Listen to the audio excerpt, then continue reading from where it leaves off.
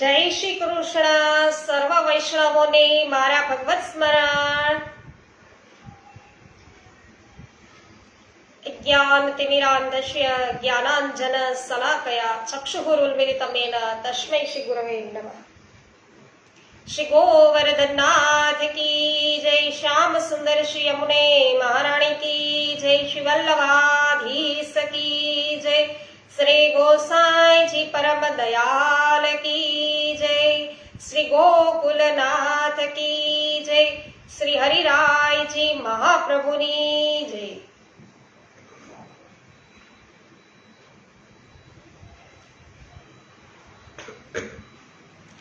श्री गर्ग संहिता गोलोकखंड અને આજે અધ્યાય 5મો લઈએ છીએ. સ્ત્રીઓ ગોપી થવાનું કારણ, અવતાર વ્યવસ્થા, એના વિશે આજે આપણે જાણીશું.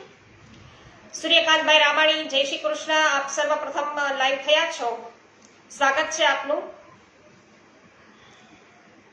ભગવાન શ્રી હરિ બોલ્યા છે કે વૈકુંઠમાં વિરાજેલ રામાદેવની સહચરીઓ, શ્વેતદીપની સખીઓ, ભગવાન અજીતના ચરણોના આશ્રિત ઉર્ધ્વ વૈકુંઠમાં નિવાસ કરનારી દેવીઓ તથા શ્રી લોકાચલ પર્વત પર રહેનાર સમુદ્રમાંથી પ્રગટેલ શ્રી લક્ષ્મીજીની સખીઓ, એ સૌ ભગવાન કમલાપતિના વરદાનથી વ્રજમાં ગોપીઓ થશે.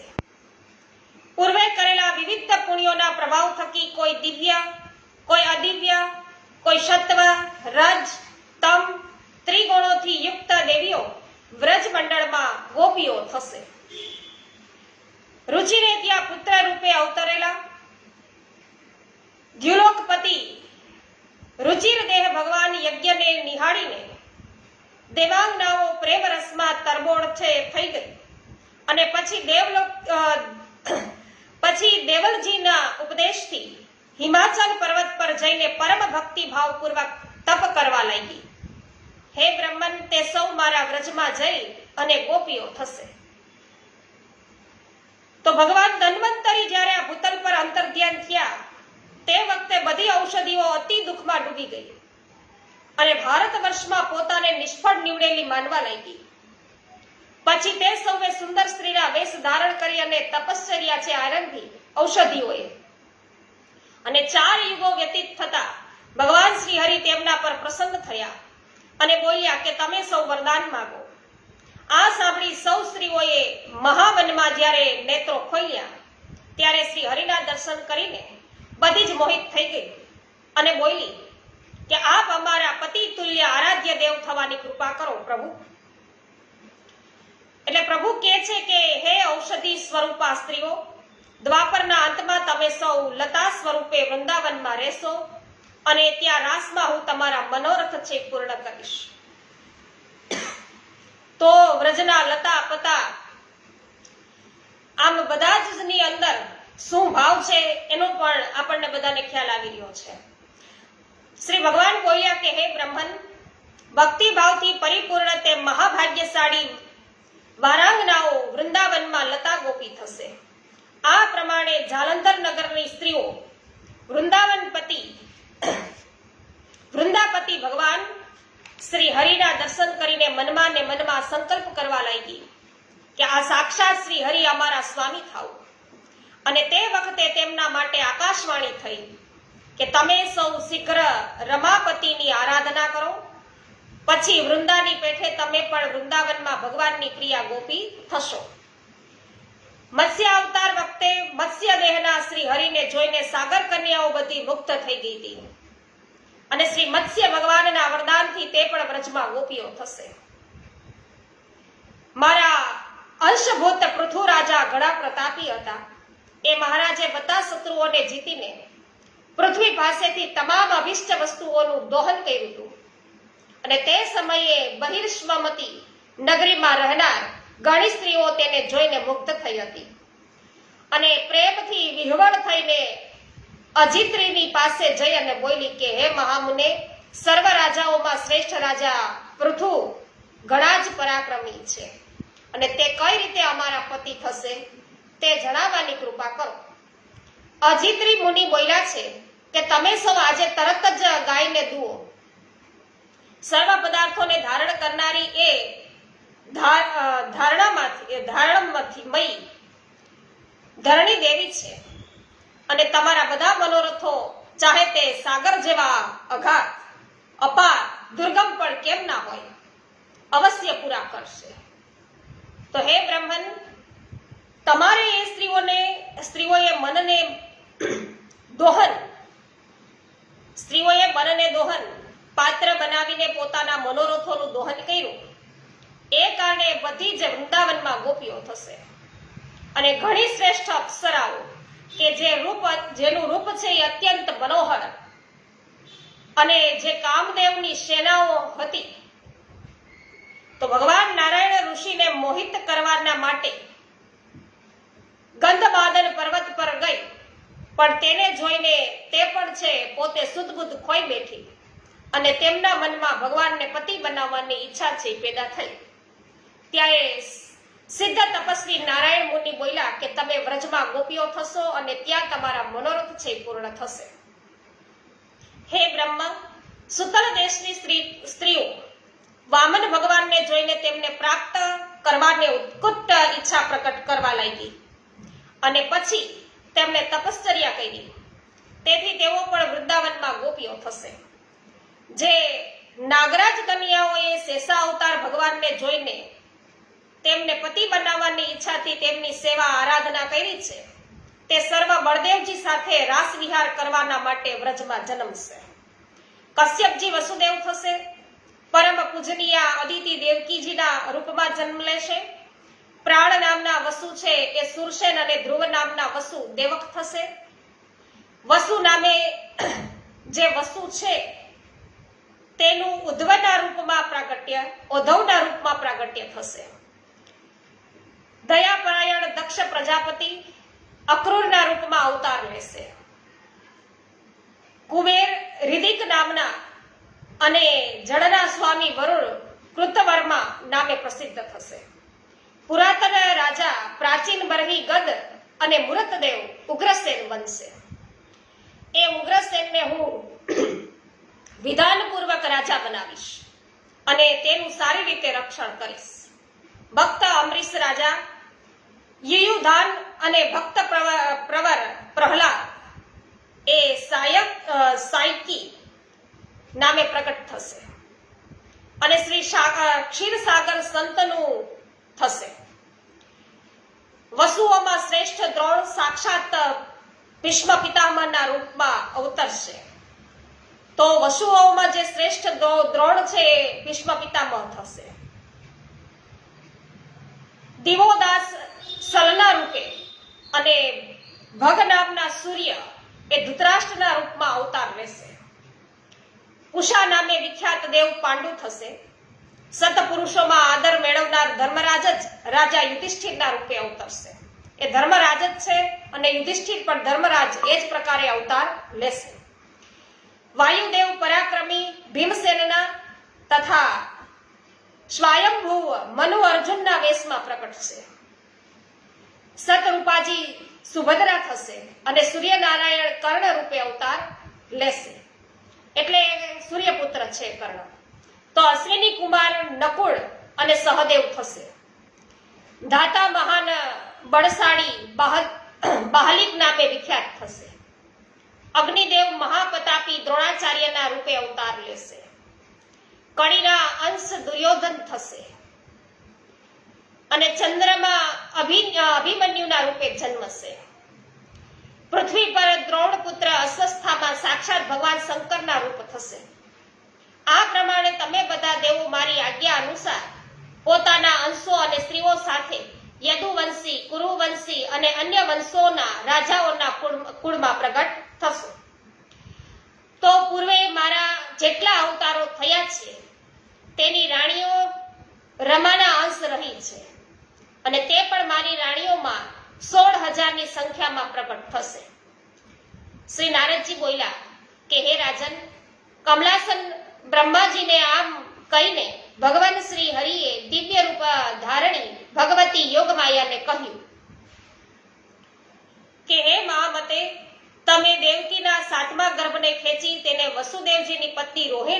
ધામમાં સ્થાપિત કરી દો. અને તે દેવી કંસના ડરથી વ્રજમાં નંદના ગૃહે છે રહે છે. સાથે તમે પણ એવું અલૌકિક કાર્ય કરીને નંદરાણીના ગર્ભથી પ્રગટ થજો. શ્રી નારદજી બોલ્યા કે હે પરમ શ્રેષ્ઠ રાજન, ભગવાન શ્રી કૃષ્ણના વચન સુણીને બધા દેવતાઓ સાથે બ્રહ્માજીએ પરાતત્પર ભગવાન શ્રી કૃષ્ણને ધીરજ આપીને તે પોતાના ધામમાં ચાલ્યા ગયા.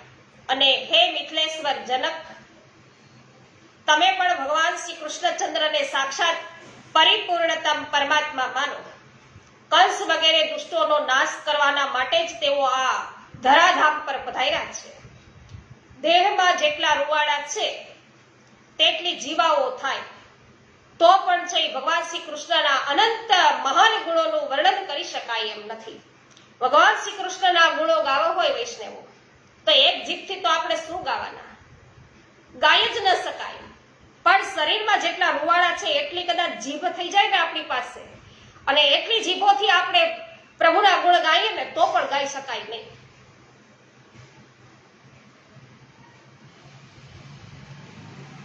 આ પ્રકારે વૈષ્ણવો પક્ષીગણ પોતાની શક્તિ અનુસાર જ ગગનમાં ઉડે છે અને તે જ પ્રમાણે જ્ઞાનીજન પોતાની બુદ્ધિ અને શક્તિ પ્રમાણે જ ભગવાન શ્રી કૃષ્ણચંદ્રની દિવ્ય લીલાઓના ગાન છે એ કરે છે. તો આ પ્રમાણે શ્રી ગર્ગ સંહિતામાં ગોલોક ખંડના નારદ બહુલાશ્ચ સંવાદમાં સ્ત્રીઓ ગોપીઓ થવાનું કારણ એ નામનો 5મો અધ્યાય છે એ પૂર્ણ કરીએ છીએ. શ્રી ગોવર્ધનનાથ કી જય.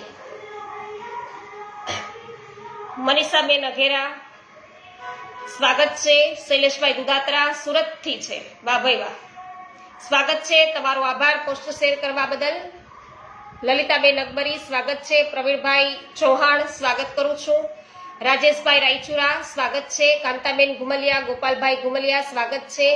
શામજીભાઈ, પમીબેન અને પ્રિન્સભાઈ નકુમ આપ સર્વનું સ્વાગત છે. જયશ્રીબેન થાનકી સ્વાગત છે. રમેશભાઈ ચાંગાણી, હંસાબેન ચાંગાણી સ્વાગત છે. આર શાહ સ્વાગત કરું છું. કુંદનબેન પરમાર, મુકેશભાઈ અઘેરા, એમવી કોઠિયા, મહેશભાઈ વસોયા સર્વનું સ્વાગત છે. મહેશભાઈ પોસ્ટ શેર કરવા બદલ આભાર.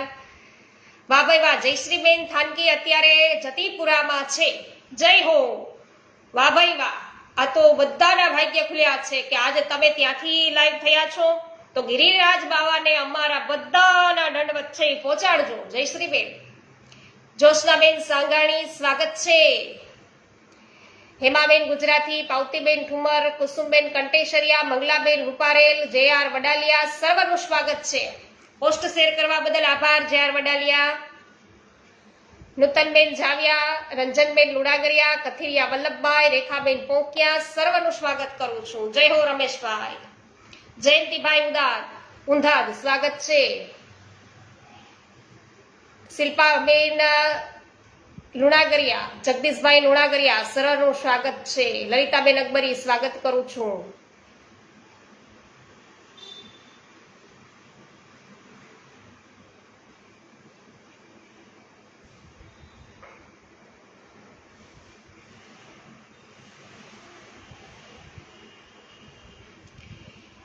ભાણજીભાઈ વિરાણી આપનું સ્વાગત કરું છું. અધ્યાય 6 લઈએ છીએ વૈષ્ણવજનો. કંસના પરાક્રમ અને દિગ્વિજય વિશે આપણે આજે જાણીએ. બહુલાશ્ચ રાજા કહી રહ્યા છે નારદજીને કે હે દેવર્ષિ શિરોમણે, આ મહાન બળ અને પરાક્રમથી સંપન્ન કંસ પહેલા કયા દૈત્યના નામે વિખ્યાત હતો? કંસ પહેલા કોણ હતો?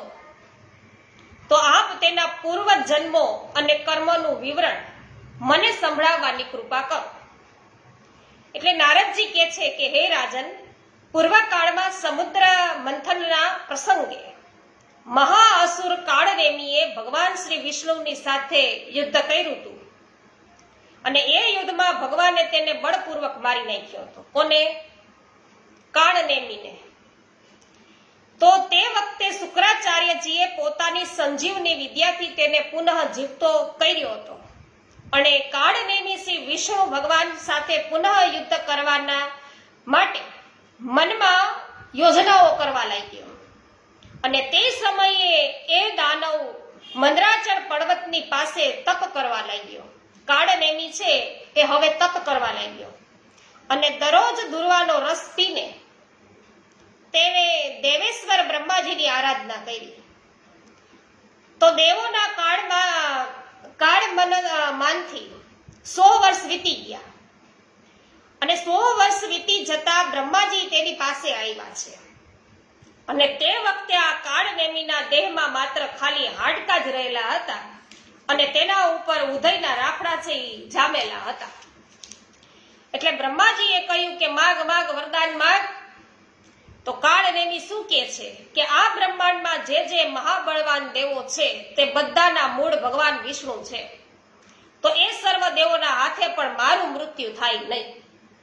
એટલે બ્રહ્માજી બોલ્યા કે હે દૈત્ય, તે આજે ઉત્કૃષ્ટ વરદાન માંગ્યું છે, તે તો અત્યંત દુર્લભ છે, તો પણ કોઈ બીજી વાર તને એ પ્રાપ્ત થઈ શકે છે, પણ મારી વાણી છે એ કદી અસત્ય થતી નથી. બ્રહ્માજી શું કે મારી વાણી અસત્ય થતી નથી. નારદજી કહે છે કે હે રાજન, પછી એ જ કાળનેમી નામનો દાનવ પૃથ્વી પર ઉગ્રસેનની પત્ની પદ્માવતીના ગર્ભથી જન્મ્યો અને કુમાર અવસ્થામાં જ તે મોટા મોટા પહેલવાનો સાથે કુસ્તી લડતો હતો. તો એક વખતની વાત છે, મગધરાજ જરાસંઘ એ દિગ્વિજય કરવા માટે નીકળ્યા અને યમુના નદી નજીક અહીં તહીં તેની છાવણી બધી પડી હતી. અને તેની પાસે કુવલિયાપીડ નામને એક હાથી હતો, જેમાં 1000 હાથીઓ જેટલી શક્તિ હતી એવો હાથી. અને તેના ગંડસ્થળમાંથી મધ ઝરતો હતો. એક દિવસ એવું બન્યું કે ઘણી મજબૂત સાંકળોને તોડી નાખી અને તે છાવણીની બહાર દોડી ગયો. શિબિરો, ગૃહો, પર્વતીય તટોને તોડી ફોડી નાખીને તે કંસ પર જ્યાં કુસ્તી લડતો હતો ને તે રંગભૂમિ અખાડામાં પહોંચી ગયો આ હાથી. અને તેને જોતા જ બધા સુરવીરો બધા નાસી ભાગ્યા. અને તેને આવેલો જોઈ અને કંસે છે એ હાથથી સૂંઢ એની પકડી એક હાથેથી અને ધરતી પર એને ઢાળી દીધો. આવો મહાકાય 10,000 હાથીઓનું જેનામાં જોર છે એવા હાથીને ખાલી એક હાથેથી જ છે ને આ કંસે છે એ પાડી દીધો, ધરતી ઉપર ઢાળી દીધો. તો એ કંસ કેવો હશે, પરાક્રમી. ત્યાર પછી કંસે આ કુવલિયાપીડને પુનઃ બંને હાથોથી પકડી અને ઘુમાવ્યો અને જરાસંઘની સેના કે જ્યાંથી ઘણે બધે દૂર, જેની સેના જ્યાં હતી એનાથી પણ ઘણે બધે દૂર હતી, ત્યાં આ હાથીને ફેંકી દીધો. એટલું એનામાં બળ હતું, એટલો બળવાન હતો કંસ.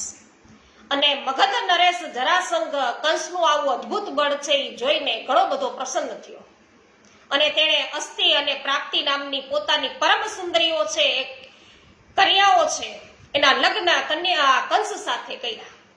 તો જરાસંઘે આવું કંસનું બળ જોયું, પરાક્રમ જોયું એટલે પોતાની 2 દીકરીઓને એની હારે પરણાવી છે. તો આ દૈત્ય કંસ કાળનેમી રૂપે, બરાબર. અને અહીંયા છે એ હવે અવતરિત થયો છે મથુરા. તો જરાના એ પુત્રે 1 અરબ અશ્વો, 1 લાખ હાથી, 3 લાખ રથ અને 10,000 દાસીઓ છે કંસને દહેજમાં આપ્યા લગ્ન વખતે. અને કંસ દ્વંદ્વ યુદ્ધોનો પ્રેમી હતો. તો પોતાના બાહુબળના મદદથી એકલો જ છે દ્વંદ્વ યુદ્ધ માટે ઉન્મત્ત રહેતો હતો, લડવા માટે હંમેશા તૈયાર જ હોય.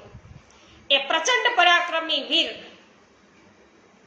મહિષ્મતીપુરીમાં ગયો અને મહિષ્મતી નરેશના 5 પુત્રો એ પણ જાણીતા મલ્લો હતા અને તેમના નામ હતા ચારુણ, મુષ્ટિક, કુલ, સલ અને તોષલ. કંસે સામ નીતિનો અમલ કરીને તેમને પ્રેમપૂર્વક કહ્યું કે તમે મારી સાથે મલ્લયુદ્ધ કરો. જો તમારો વિજય થશે તો હું તમારો સેવક થઈશ અને કદાચ મારો વિજય થાય તો તમે બધા મારા સેવક બનશો. તો ત્યાં જેટલા નાગરિક મહાન પુરુષો હતા તે બધાની સમક્ષ કંસે આ પ્રમાણેની પ્રતિજ્ઞા કરી અને વિજય મેળવવાની ઈચ્છા રાખનાર એ વીરો સાથે એમણે મલ્લયુદ્ધ કરવાનું શરૂ કર્યું. પછી ચારણ જેવો આવ્યો કે યાદવેશ્વર કંસે મોટી ગર્જના કરી અને તેને પકડીને ધરતી પર પછાડ્યો અને તે જ ક્ષણે મુષ્ટિક પણ ત્યાં આવ્યો. શેષપૂર્વક તેણે મુક્કા છે એ ઉગામેલા હતા. કંસે તેને પણ એક જ મુખાથી ધારાશાયી કર્યો. હવે કૂટ આવ્યો. કંસે તેના બે પગ પકડી લીધા અને જમીન પર પછાડી દીધો.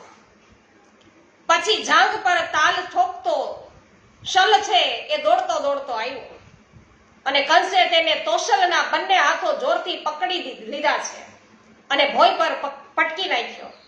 તરત જ તેને ઉચકીને 10 યોજન છે દૂર ફેંકી દીધો.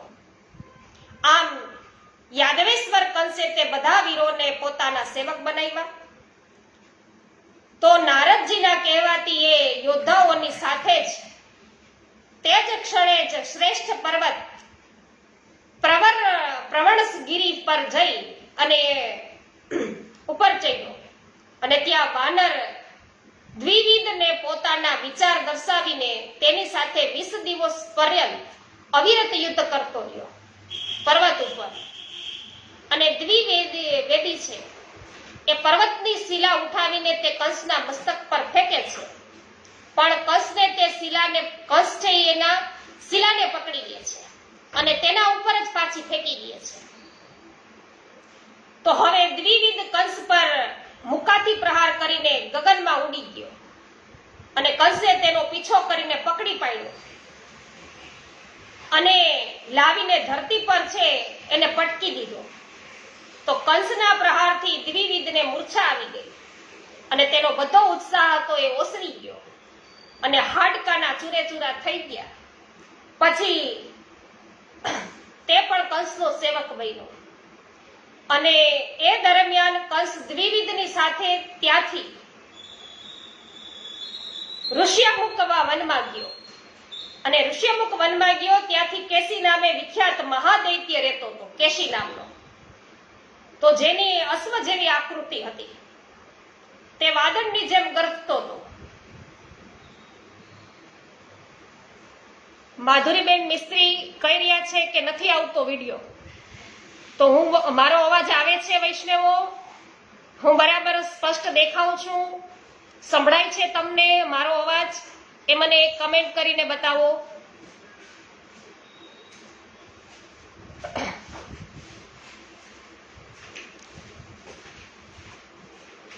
મારો અવાજ આવે છે વૈષ્ણવજનો?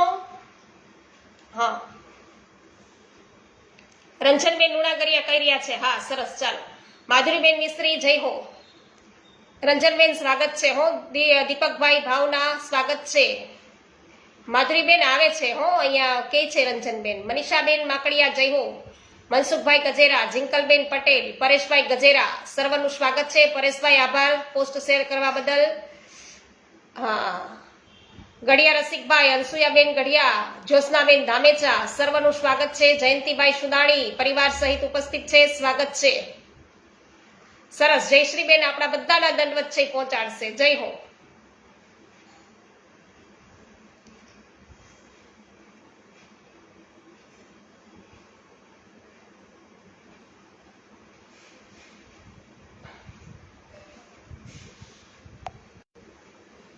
સરસ, હવે બધા હા કહી રહ્યા છે. ખૂબ જ સરસ.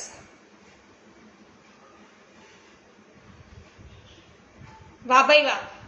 ગોપાલભાઈ ઘુમલિયા અને કાંતાબેન ઘુમલિયા સ્વાગત છે. એમ કે છે કે મારા પિતા બાવાશ્રી પધારે બોલતા. જય હો, ખૂબ જ સુંદર. તો વૈષ્ણવ, અહીંયા વાત હતી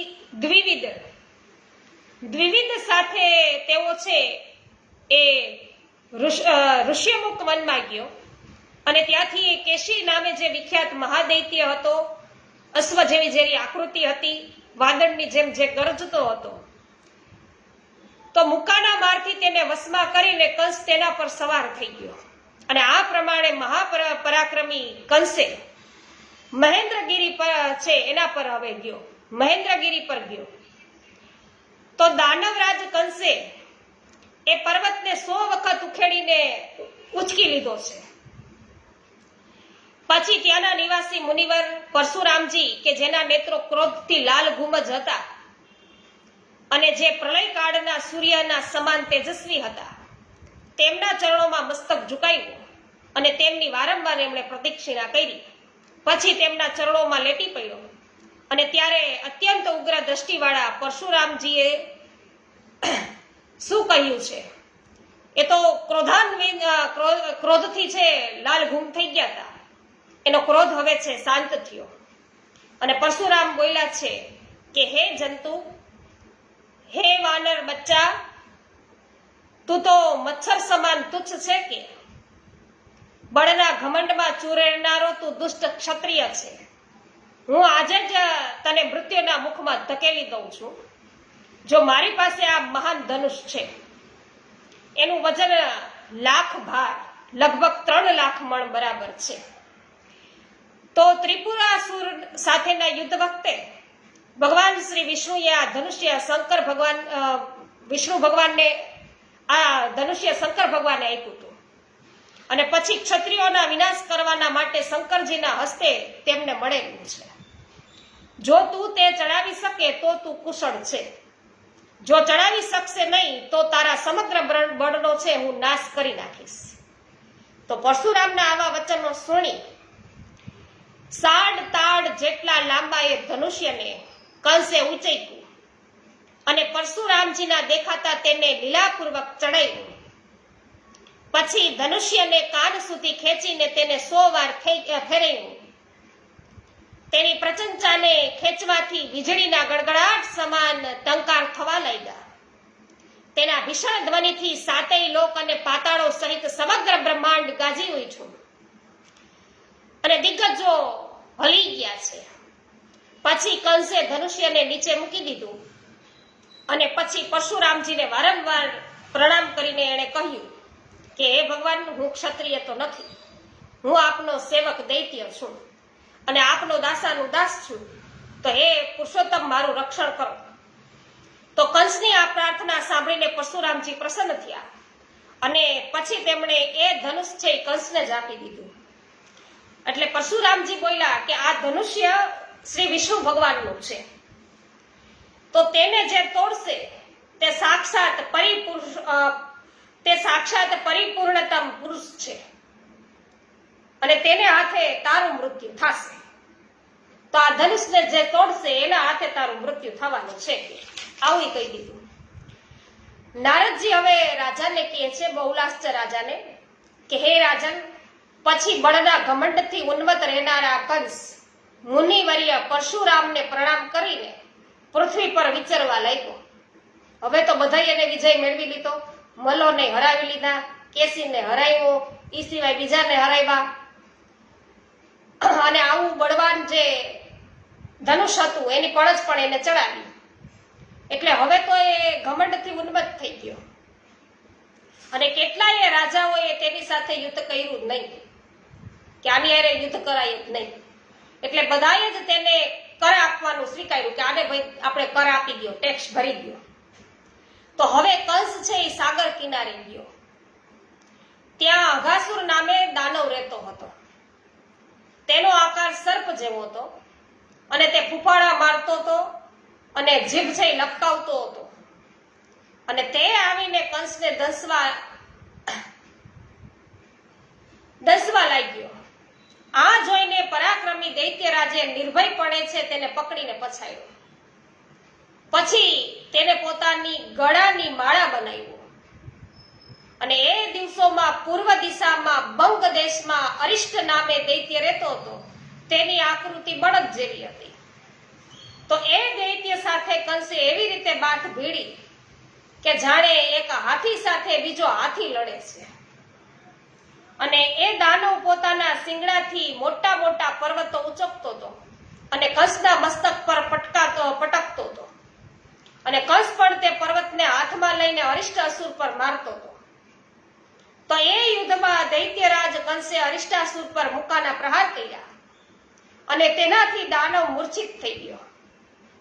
આમ એ અરિષ્ટાસુરને પરાજિત કરીને તેની સૌ જ છે તે સૌ જ છે કંસ ઉત્તર દિશામાં પછી ચાલ્યો. તો અહીંયા અઘાસુર જે સર્પ જેવો દેખાય છે એ અને આ અરિષ્ટ અસુર એ બંનેને એને પરાજય કર્યા.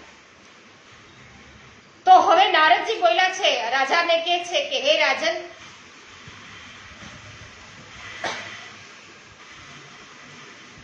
હા, કંસ જ્યારે ઉત્તર દિશામાં ચાલી ગયો પછી પ્રાગ જ્યોતિષપુરના સ્વામી મહાબલી ભૂમિપુત્ર નરક એની પાસે જઈને યુદ્ધથી કંસે છે કહ્યું કે હે દૈત્યેશ્વર, તું મને યુદ્ધ કરવાની તક આપ.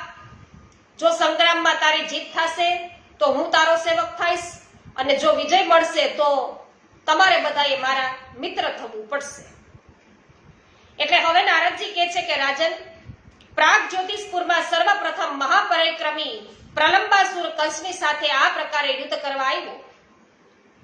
અને જેમ કોઈ પર્વત પર એક સિંહ સાથે બીજા સિંહો લડતા હોય એવું બધું લાગતું હતું.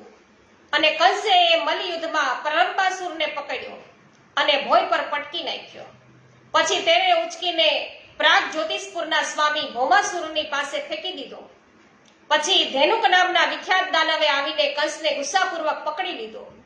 તેણે દારૂણ બળનો પ્રયોગ કરીને કંસને ઘણો છે પછાડ દીધો, પાછળ હટાવી દીધો.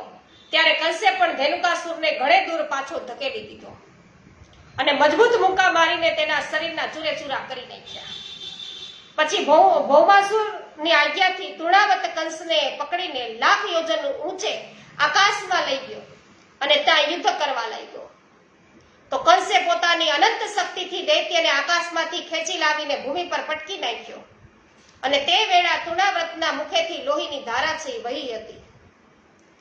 ત્યાર પછી મહાબલી બકાસુરે આવીને પોતાના ચાંચથી કંસને ગળી જવાની ચેષ્ટા છે કરી. કંસે વજ્ર સમાન કઠોર મુખાથી પ્રહાર કરીને તેને પણ ધારાશાયી કરી દીધો. બળવાન બકાસુર ફરીથી ઉઠ્યો. તેની પાંખો સફેદ હતી. તે વાદળ જેવી ગંભીર ગર્જના કરતો હતો. ક્રોધપૂર્વક ઉડીને ચિંધી ચાંચ વાળા એ બકાસુર છે એ કંસને ગળી ગયો અને કંસનો દેહ છે વજ્ર જેવો કઠોર હતો. ગળી જવાથી તેણે એ દાનવના ગળાની નળીને છે રૂંધી નાખી અને પછી મહાબલી બકાસુરે કંઠ છેદાઈ જવાથી કંસને મોં વાટે બહાર કાઢી નાખ્યો. અને પછી કંસે તે દાનવને પકડીને જમીન પર પછાડ્યો અને બંને હાથોથી ઘુમાવતા તેને યુદ્ધ ભૂમિમાં ઘસડાવા એ લાગ્યો છે. તો આ જેટલા દૈત્યો છે ભગવાન છે એમને મારવા માટે આ કંસ મોકલે છે. એ પહેલા એ બધાને પરાજિત કર્યા હતા, બધાને સેવક બનાવ્યા હતા, અમુકને મિત્ર બનાવ્યા હતા. આ એ બધા છે. બકાસુરને એક બેન હતી, તેનું નામ હતું પૂતના, અને તે પણ યુદ્ધ કરવા માટે તૈયાર થઈ. અને તેને જોઈને કંસ છે હસતા હસતા બોલ્યો કે હે પૂતના, મારી વાત સાંભળ, તું સ્ત્રી છે અને હું તારી સાથે કદી યુદ્ધ કરી શકું નહીં. હવે આ બકાસુર મારો ભાઈ અને તું મારી બેન છે એ થઈને રે. આમ છે એને પૂતનાને બેન બનાવી છે. અને પછી મહાન પરાક્રમી કંસને જોઈને ભૌમાસુરે પણ પરાજય સ્વીકાર કરી લીધો છે. અને પછી દેવો સાથે યુદ્ધ કરવાના વખતે સહાયતા આપવા માટે તે કંસ સાથે મૈત્રીપૂર્ણ વર્તાવ છે કરવા લાગ્યો. આ પ્રમાણે ગર્ગ સંહિતામાં ગોલોક ખંડના નારદ બહુલાચ સંવાદમાં કંસના પરાક્રમ અને દિગ્વિજય નામનો 6થો અધ્યાય છે એ પણ પૂર્ણ થયો. શ્રી ગોવર્ધનનાથ કી જય. ઉકાભાઈ બેસાનિયા સ્વાગત છે. વિઠ્ઠલભાઈ ગોંડલિયા જય હો, સ્વાગત છે. સોમનાબેન પાનસુરિયા સ્વાગત છે. પોસ્ટ શેર કરવા બદલ ખૂબ ખૂબ આભાર. રમેશભાઈ ચાંગાણી જય હો. અનિલભાઈ ગુપ્તા સ્વાગત છે. હેમાબેન આભાર જય હો. લીનાબેન જામજોધપુરથી સ્વાગત છે. વિનોદભાઈ વાછાણી ખડિયાથી ઉપસ્થિત છે, સ્વાગત છે. ભાવનાબેન ભાલોડિયા આપનું પણ સ્વાગત કરું છું.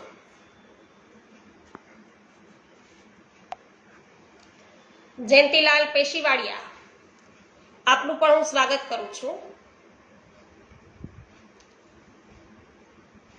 તો વૈષ્ણવો 7મો જે અધ્યાય છે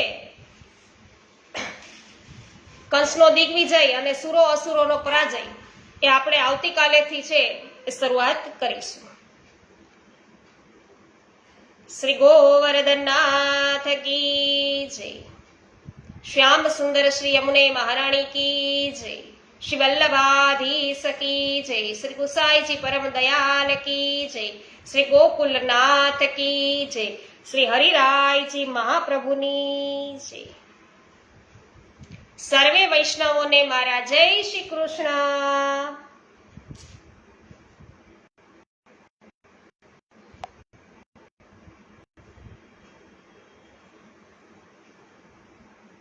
વાહ ભાઈ વાહ. શોભનાબેન પાનસુરિયા કે છે કે શ્રીજી બાવાને તમારા દંડવત છે પહોંચાડી દીધા છે. જય હો જય હો. શ્રીનાથજી બાવાની જય હો. ગોવર્ધનનાથ કી જય હો. નિકુંજ નાયક કી જય હો. જયશ્રીબેન પટેલ જય હો. આજે સાંજે થાશું ને, સાંજે આપણે ભગવદ વાર્તામાં બીજા પુસ્તકો છે એમના દ્વારા ભગવદ ગુણાનુવાદ કરીશું. આજે અત્યારે જે આપણે બપોરના સમયે છીએ ગર્ગ સંહિતા લીધી છે, તો ગર્ગ સંહિતા દ્વારા છે પ્રભુના ગુણગાન ગાઈએ છીએ, તો એ બપોરના સમયે રોજે રોજ હોય, એટલે આવતીકાલે બપોરે એમ.